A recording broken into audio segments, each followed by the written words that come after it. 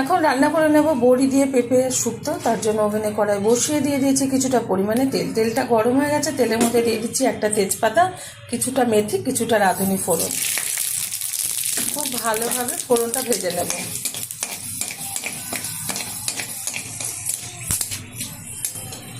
খুব ভালোভাবে কিন্তু ফোড়নটা ভাজা হয়ে গেছে। এখন দিয়ে দেবো টুকরো করে রাখা পেঁপে। এখানে খুব পাতলা পাতলা করে টুকরো করে ভালো করে ধুয়ে পরিষ্কার করে নেব।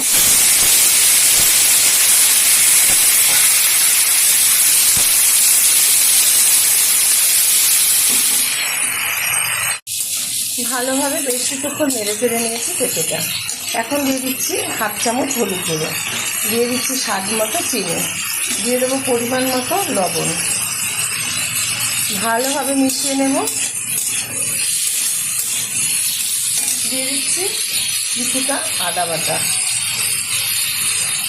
ভালোভাবে কষিয়ে নেব। আমার এই রেসিপি যদি আপনাদের ভালো লেগে থাকে আপনারা অবশ্যই আমার চ্যানেলকে সাবস্ক্রাইব করবেন, লাইক করবেন, শেয়ার করবেন।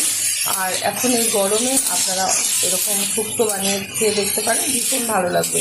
পেঁপে দিয়ে শুক্তো অনেকেই জানে না, যারা জানে না তাদের স্পেশালভাবে আমি এটা করে দেখাচ্ছি। ভালোভাবে আর একটু নেড়ে চেড়ে নেব। সবগুলো উপকরণ দিয়ে কিন্তু পেঁপেটা খুব সুন্দরভাবে বেশ কিছুক্ষণ আমি কষিয়ে নিয়েছি। এখন দিয়ে দেবো পরিমাণ মতো জল।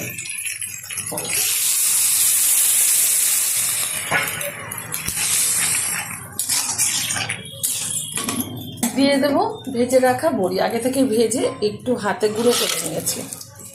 ঢেকে দিচ্ছি 5 মিনিটের জন্য। ঢাকনাটা তুলে দিলাম। ওভেনের আঁচটা হাই করে দিচ্ছি। খুব সুন্দরভাবে কিন্তু পেঁপেটা সিদ্ধ হয়ে গেছে। একটু ঘেটে দেবো যাতে এই যে শুক্তোর ঝোল সেটা একটু গাঢ় হয়। ঘেটে না দিলে কিন্তু পাতলাই থাকবে, এর থেকে আর বেশি খাটবো না। এখন নামিয়ে গরম গরম ভাতের সাথে এই পেঁপে শুক্তোটা সার্ভ করবো। আপনারা অবশ্যই ট্রাই করবেন।